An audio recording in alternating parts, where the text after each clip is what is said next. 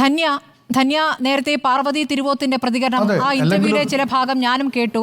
അതിൽ WCC എന്ന നിലയ്ക്ക് സർക്കാർ ചെയ്യാൻ പോകുന്ന കാര്യങ്ങളിൽ പ്രതീക്ഷ വയ്ക്കുക എന്നതിനപ്പുറം മറ്റൊന്നും WCCക്ക് മുന്നിൽ വഴിയില്ല എന്ന് പറയുമ്പോൾ അതൊരു അവസ്ഥയാണ്. സംഘടനയെ സംബന്ധിച്ച് അങ്ങനെ ഒരു അവസ്ഥയിലേക്ക് എത്തിച്ചേരുന്നു എന്ന് പറയുമ്പോൾ മറ്റൊരു വഴിയില്ല. പക്ഷേ വ്യക്തിപരമായി പറയുമ്പോൾ ഇപ്പോൾ എടുത്തിരിക്കുന്ന സർക്കാരിൻ്റെ നിലപാട്, ഈ കോൺക്ലേവ് എന്ന നിലപാടിനോടൊന്നും അംഗീകരിക്കാൻ പറ്റില്ല എന്ന് തന്നെയാണ് പറയുന്നത്. വലിയ വില കൊടുക്കേണ്ടി വന്ന ഒരു നടി പറഞ്ഞ അഭിപ്രായമാണ്. ധന്യ എങ്ങനെ പ്രതികരിക്കുന്നു?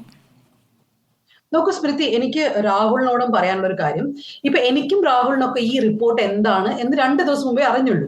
സർക്കാരിന് ഇത് 2019 ഡിസംബർ 31 മുതൽ അറിയാം. അന്ന് മുതൽ സർക്കാരിന് എന്ത് ആക്ഷൻ വേണമെങ്കിൽ എടുക്കാമായിരുന്നു. അവർക്ക് വേറെ കമ്മിറ്റി രൂപീകരിക്കാമായിരുന്നു, വേറൊരു കോൺക്ലേവ് നടത്താമായിരുന്നു, അല്ലെങ്കിൽ ഇനിയൊരു ചർച്ച നടത്താമായിരുന്നു.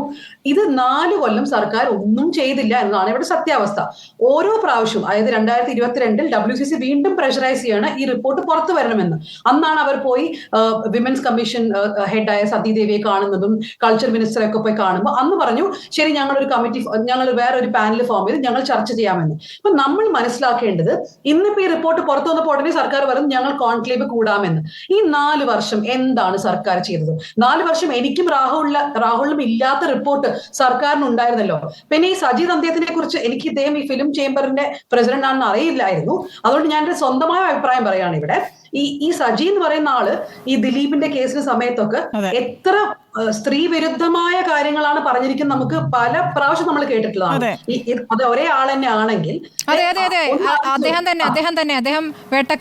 രാഹുലിനോട് എനിക്ക് പല കാര്യങ്ങളിലും രാഹുലിനോട് എനിക്ക് വ്യത്യസ്ത സ്റ്റാൻഡുകളുണ്ട്. എന്നാൽ രാഹുൽ വളരെ സജീദ് അദ്ദേഹത്തിന്റെ അത്രയ്ക്കും ഒരിക്കലും സ്ത്രീ വിരുദ്ധത പറഞ്ഞിട്ടില്ല എന്ന് എനിക്ക് ഉറപ്പുണ്ട്, അറ്റ്ലീസ്റ്റ് ഞാനുള്ള ഷോസിലൊന്നും. പക്ഷെ അങ്ങനെയുള്ള ആളുടെ ഒപ്പം ഇരുന്ന് ഇത് ഡിസ്കസ് ചെയ്യേണ്ട ഒരു ഗതികേട് WCCക്ക് വരുന്നത് തന്നെ വലിയൊരു കഷ്ടമാണെന്ന് എനിക്ക് പറയാനുള്ളത്.